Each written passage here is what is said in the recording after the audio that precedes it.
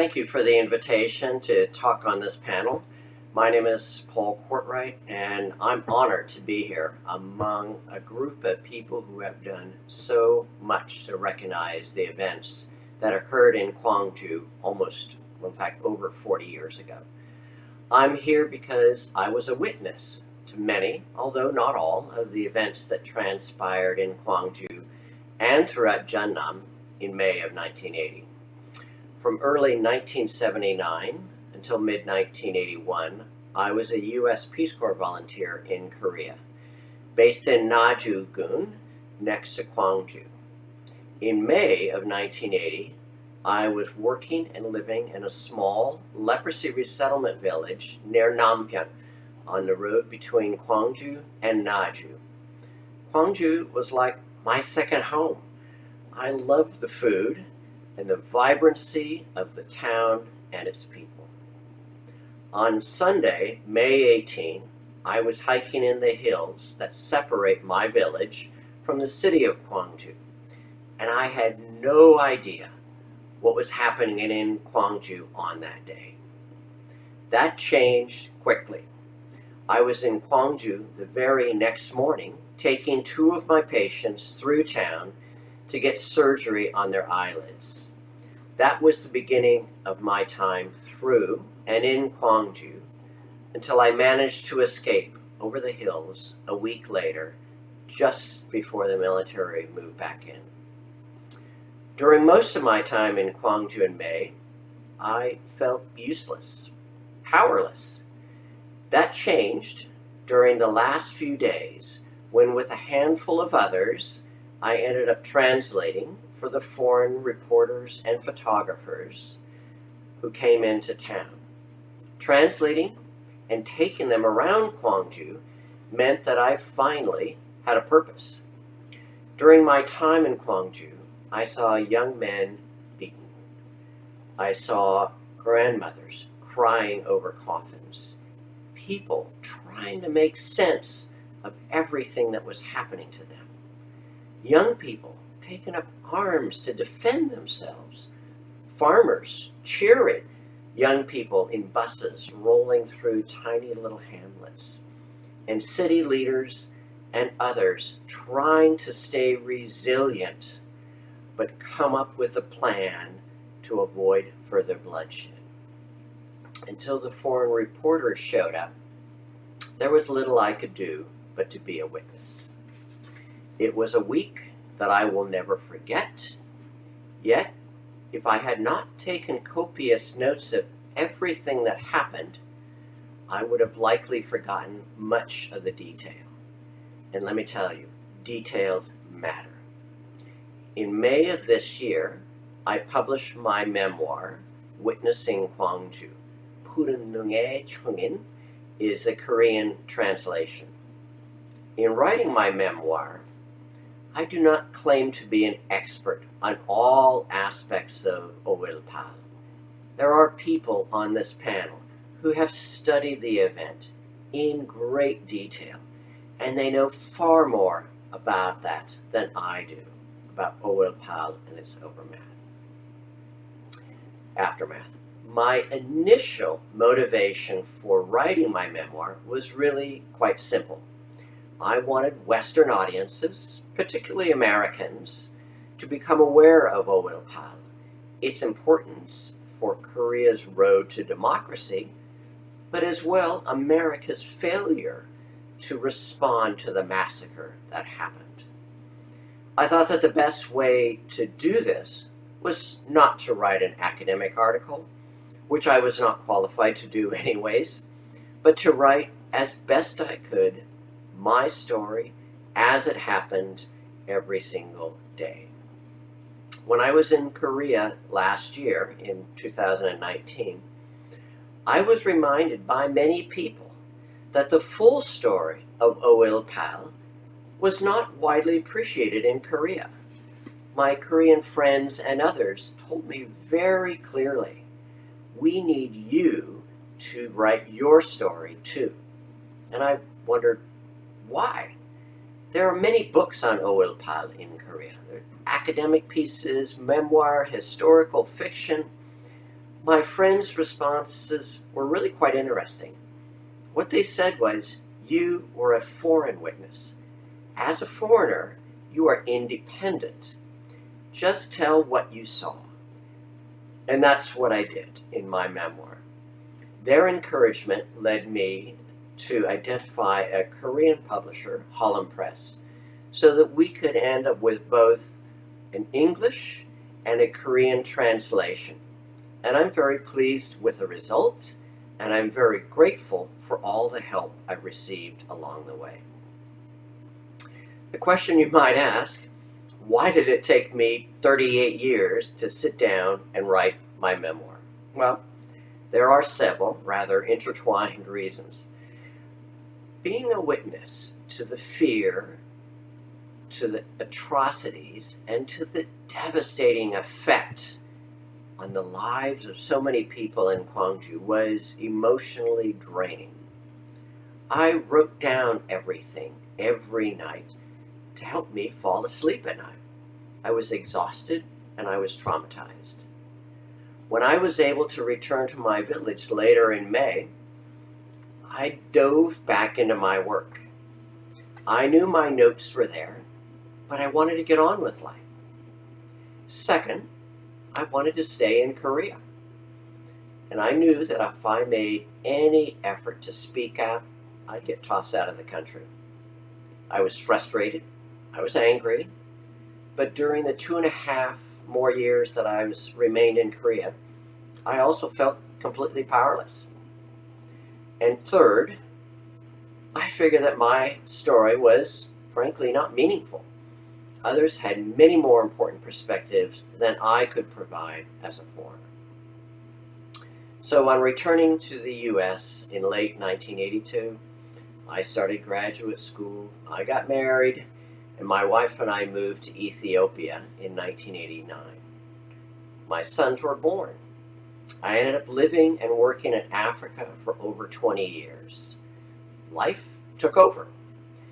My notes sat in a box, and only when I moved back to the U.S. a few years ago did I dig them out and start to work.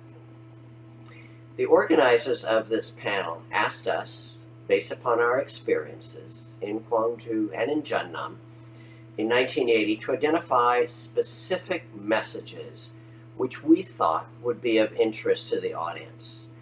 So there are 3 issues which I feel have relevance today, just as they did back in May of 1980.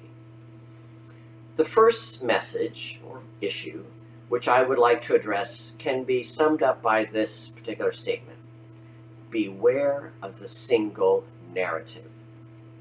From the time I arrived in Korea in early 1979, it was clear that there was no truly independent media. Some stories did get out, of course. Strikes in large factories and student demonstrations that took up blocks of downtown Seoul could not be completely ignored. Everyone knew what was going on, and there was no single narrative. What happened in Gwangju and throughout Jeonnam was very different. At the very beginning of the uprising, all information, all news coming out of Jeonnam was crafted by the Chandu-Hwan government. Not only was there no independent news, no other voices were heard. Sitting in Gwangju and watching this narrative unfold on the TV screen was both disconcerting and infuriating. I was angry listening to the lies broadcast on the TV that was broadcast from Seoul. Given how I felt, I'm sure you can imagine how Gwangju residents felt. It was clear to all of us. No one outside of Jeonnam province knew what was going on inside Jeonnam. Chun and his military government were crafting a narrative to fit their purposes. That grossly false narrative was fairly simple. Number 1, students and hooligans rioted. Buildings were destroyed by the rioters. There was chaos in Gwangju. North Korean agents were either responsible or behind the uprising, and the good people of Gwangju rejected the rioters and wanted the military to resume control. Can you believe it? There was no verification, no questioning, no revision. This narrative helped the military to justify all their actions. The inability to correct this narrative over many years because of Chen's authoritarian rule meant that that stone continued to harden.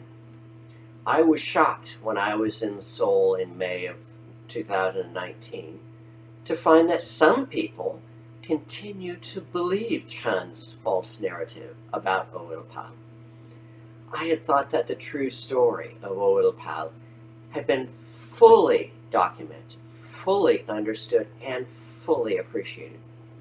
I was very, very wrong. It will likely take generational change in Korea before the belief of Chen's false narrative finally disappears. That does not mean that educational efforts should stop.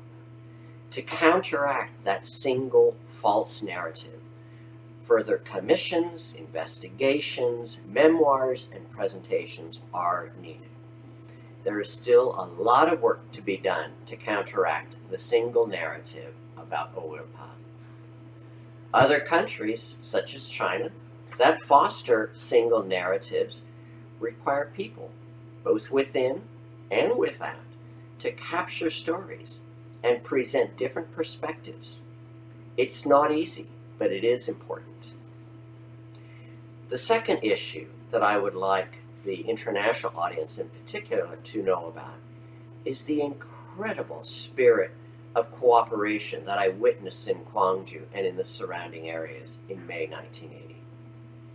If I mention Oilpal or the Gwangju uprising, what comes to mind? For most people, they're images of conflict. Soldiers and guns, young men being beat, tanks, helicopters, coffins. Those photographs tell us much about what happened during the first few days of the uprising, and they also tell us about the last day. But there are a lot of missing images, simply because no one bothered to take pictures of the small but important events throughout the week. The events I'm referring to show us the incredible spirit of cooperation that arose. It is likely that the wider audience is not aware of the actions taken by people to manage this extremely difficult situation. I'll never forget walking up Kumnangno towards the provincial office to find long lines of people leading up to tables set just outside the provincial office. All those people showed up to volunteer. They were volunteering for all sorts of activities to help Gwangju function again. There were streets to clean, meals to cook, committees to organize, barriers to man, vehicles to take people from here to there. There was an incredible sense of we're in this together. We have to work as one. Without a doubt, many people stayed home in fear of retaliation by the military. That fear was real, and it was justified. But the fact that thousands of people in Gwangju and the surrounding small towns, although under military threat, came out to help, and that was an indication that many people overcame their fears. We can call it civic pride. People have asked me, weren't you afraid? Well, yes, of course I was afraid. But my fear, however, was because of the soldiers, not the Gwangju residents. People in Gwangju protected us. They were grateful that we were there, that we were witnesses to how they were being treated by their own military government. I would fervently like for there to be much greater recognition of how people in Gwangju and throughout Jeonnam worked together during that very difficult time. people of Gwangju and Jeonnam have much to be proud of. Third, I think it's important for the wider community to understand that Oilpal was a province-wide event, not just an event in Gwangju. To appreciate this, let me tell you a story. So late on Tuesday, the 20th of May, I left Gwangju for my village. On Wednesday morning, at the request of some of my villagers, who were parents of university students, I was trying to get back to Gwangju to contact their sons and daughters to make sure they were okay. I walked into Nampyeong, a tiny town outside of Gwangju. What did I see? There were villagers, farmers, shopkeepers, grandmothers on the street, gathered on the street. I stood there with my mouth open in amazement. They were cheering the busloads of students that were coming through. Those young people were celebrating the fact that Chun's military had been unceremoniously kicked out of most of Gwangju. The buses were coming from Gwangju, and they were on their way south to Naju, Mokpo, and other towns. And I suspect this event was happening all over Jeonnam. Off to my left, I could see the residents of Nampyeong starting to gather at a small police station. Those same shopkeepers and farmers who cheered on the streets broke into the armory, and they started to hand out guns. Why would they do that? Well, they said they had to defend themselves from the military. These people had no desire to fight their own military. The men were in their 40s and 50s. They had served in the military when they were younger. But today, here they were. They felt that they had no choice. They had heard and they had seen what happened to their sons and daughters. I've heard it suggested that the uprising was inspired and instigated by North Korea to suggest that these Nampyeong residents were North Korean agents were supported by the North. Preposterous. In small towns and villages throughout Jeonnam, people rose up against what they saw as a massacre of their brothers and sisters, and the failure of Chun to acknowledge it or to give an apology. While the rest of Korea was not aware of what was happening in Gwangju, the people of Jeonnam knew. Their children were in university in Gwangju, and news traveled fast. What did not travel fast was the recognition that rural Jeonnam was the site of protest and jubilation once Chun's military had been kicked out of Gwangju. It's important to capture all of those stories. So in summary, there are three issues which I hope will gain further traction. Number one is that there is a danger in the single narrative. We must guard against it, fight it, and break it down. Number two is the impressive level of cooperation that was exhibited within Gwangju, people trying to get their lives in the city back in order. And number three is the need to capture all of the stories outside of Gwangju, within Jeonnam, of what happened in those places. With those few words, I'd like to thank the Oilpal Memorial Foundation for inviting me to speak today. I hope that the spirit of Oilpal continues to resonate in Korea and globally. Thank you all for your time.